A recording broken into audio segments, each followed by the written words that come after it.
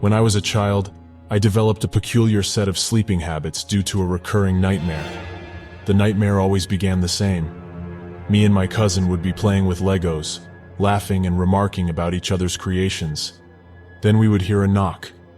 A deep and awkward set of hits against wood, echoing throughout my room, would fill my head. I would pause, and suddenly I felt anxiety. It was a sixth sense of fear and excitement, except I thought I had no reason to feel that way. It was just my mother, surely, respecting our privacy and asking for admittance into the room. I would call out, "Come in," and look to the door. It wouldn't open. Instead, the closet door would open, and a disfigured being resembling a man would race out and grab my cousin by the face. He would squeeze, and my cousin's brain and skull would shatter. Blood sprayed everywhere, and I stood speechless. I wouldn't even react. I just stared at what was left of my cousin. Then the same would be done with me. I would scream out for my mother, not to save me, but to protect herself. I would die before my voice would alert my mom. The last thing I'd see in the dream was a yellowed and wrinkly hand clenched in front of my eyes. This reoccurred for 2 weeks, each time resulting in waking up to clenched sheets and cold sweat. Soon, on the begging of the 3rd week, I would find a way to fall asleep after my nightmare.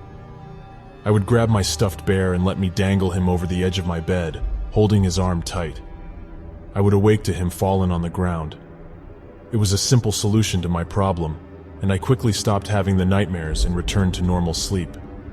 I would feel reassured that I had a firm grasp on my bear, and it helped the anxiety dissipate.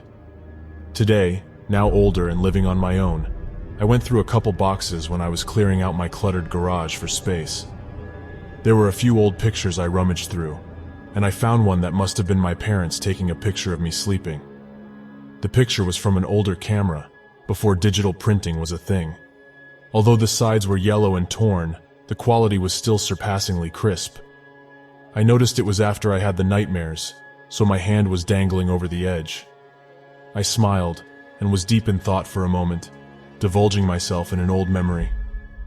I was about to toss the picture when I took one last look at the bear I was holding. Except there wasn't a bear I was holding onto. The bear was a few inches away from where my hand was.